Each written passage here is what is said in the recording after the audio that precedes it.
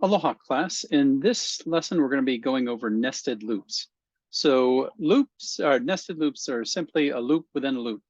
So you're going to see nested loops in certain situations, like when you're trying to go through different combinations of things, like if you're trying to break a password, you wanted to put together let's say a 10 character string, you would do nested loops over, you do like 10 different loops to change each and every character as you go through. So that's one example. Also, more practical, you'll find yourself sometimes having a multi-dimensional array. And when you're going through something like that, you'll need to set up multiple loops for one loop for each dimension of the array to go through all the different values that you have. So those are the practical uses of it. But let me show you a couple of examples using Visual Studio Code here. So before we get into the examples I have here, I want to review with you something that you have seen earlier, but you've probably forgotten.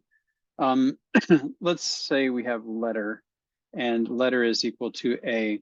We can get the actual ASCII value of that letter by using a command called ord of A.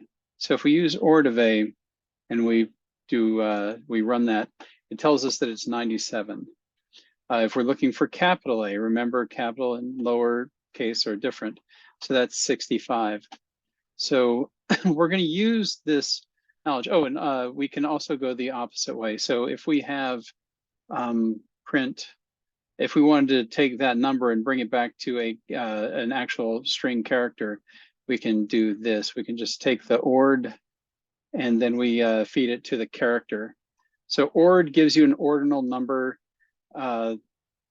Space it nicely. So this is going to give you a number right here, and car is going to give you the corresponding letter. So if you start with the letter, get the number for it, you're going to have the number, then you can convert that number back to the original A that you had. So if we do that, you'll see that we have A right there. So that is essentially the basis of our program that we're about to write here. So the book uses an example of two-letter domains. It shows you a two-dimensional nested loop. I'm going to show you a three. So we're going to start with this code right here, and I'll explain what I'm doing in each step. So we're starting with a list. It gives us .com, .net, .edu, and .info. So everything that we do, all the combinations, we want to try it with .com, with .net, with .edu, and with .info. So we start by looping over our domains.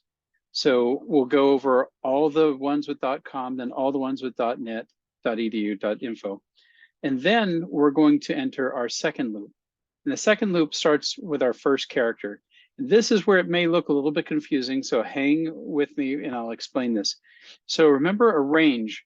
We're using a range with two different parameters here, the starting number and the ending number. So we're going to start with the ord of A, which from what we saw just a minute ago was 97. And we're going to go to the ord of Z. I don't know what that number is. Let's say it's 121 or something like that. We'll go until we hit that number. That will get us not to Z, but Z minus 1, which would be Y. So we want to add that plus 1. So this range of ord of A to ord of Z is going to give us the numeric equivalent of A and Z here. So we want that range because we're going to go over every character from A to Z. That's the idea here. So we say for first letter in the range of A to Z. So that'll give us the numerical equivalent. First letter each time through is going to be the numerical equivalent of A to Z. Then we do the same thing for second letter. And we're going to use the same exact range here, ord of A through ord of Z plus 1. And then we're going to do this nice print statement. And the print statement is going to combine things here. I'm using string here because I'm combining two, let's see, two letters and then domain.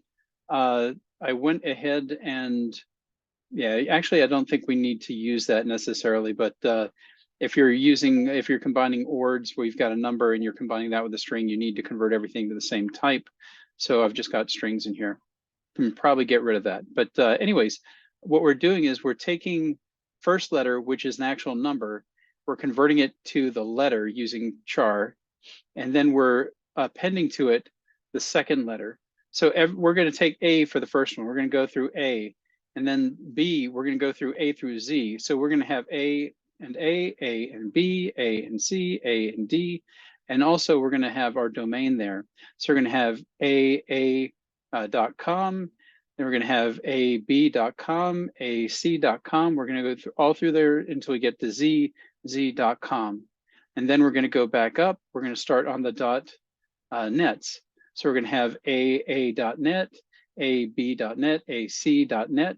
So we loop through it that way. We do our first character, or we do actually the domain name first, and then we do the first letter and the second letter, and we combine all those. So when we do a run of that program, we get this. So you can see that we're slowly, so we've got the infos there, and above infos, we should have the .edus, scroll. We've got the .edus, but we see here that we're getting wm.edu, wn.edu, wo.edu. So we're going through each one. We're combining the first letter, the second letter, and the domain. So that is the way we use nested loops. This is just getting combinations of things. If you're thinking about, let's say, you're trying to break a password, and the password's only, let's say, 2 characters long. We take out the domains here, and oops, we gotta, yeah, that should do it. So we're gonna have 2 characters long. We're gonna get rid of this domain thing at the end. So if we wanted to create a list of all possible combinations of 2-letter passwords, we just click on that, and that will give us one combination after the other. So that goes through all the combinations. So if you're trying to do a 10-letter combination, you'd have to do 10 different layers here. So that is one good use for nested loops. So this is a bonus here, the seating chart problem. So the seating chart problem we had as one of the challenge activities in the lesson. So I'm going to go through this with you. It's a little bit different, but it's got the same general ideas. I've got mine slightly different in that I'm putting them on each on a different row. So I'm letting us set the number of rows and the number of seats here instead of using input. Then I'm doing a range. So I'm going to go over all the rows. I'm going to go from 1 until the last number, or I want to go basically 1 through 10. So I want to do 1 through 10, but remember the second parameter here is it's non-inclusive. So you need to add 1 if you want it to actually go to 10. So we're going 1 to 10, and then we're going to also loop over the seats. So the seats are a little bit trickier because the seats are going to be lettered. We're going to be going through A through whatever number you have. So A through whatever letter is 10 letters after A. So we can do this similarly to what we did before. Remember up here, we did the range of the ords. So I go in here and I say, go from the range of A, but I don't know what this number is going to be. So I don't want to hardwire it in the second parameter. So I'm saying, well, we know we're going to have A, and we know that the second parameter is going to be offset from A by 10. So that gives us the range. We're going to go from whatever number associates with A to the number of seats added to the ordinal of A, and that will give us a letter. So we're going to loop through the 2 of these, and each time we're going to print out the row, which is a number, and that's why we're using string here, because we need to convert that number into a string. And then we're going to add to it the seat, which is a letter. So we're going to have like 1A, 1B, 1C, and we're telling it at the end to use a space. So I'm going to take this off, or I'll just comment this out for now to show you what happens. So when we run this, we're going to get everything put on one long line. And this is how they do it in the books example, or the books challenge activity. But it's a little bit hard to read. And when you're looking at a seating chart, that's not really nice. So what we're doing is between each of these, we're putting a space. But at the end of the row, I want to put in a carriage return, essentially. So, or a return. So I'm going to put that print after we get out of this inner loop here. So after we finish a row and we finish, or not when we finish the row, when we get through the row that we're talking about and have done all the different seats, then we want to print this return. So if we do it this way, we'll see that it prints it nicely for us. This is not what the book is asking for. The book is asking for something different, but I think this looks a little bit cleaner. So this is another practical example of how to use nested loops.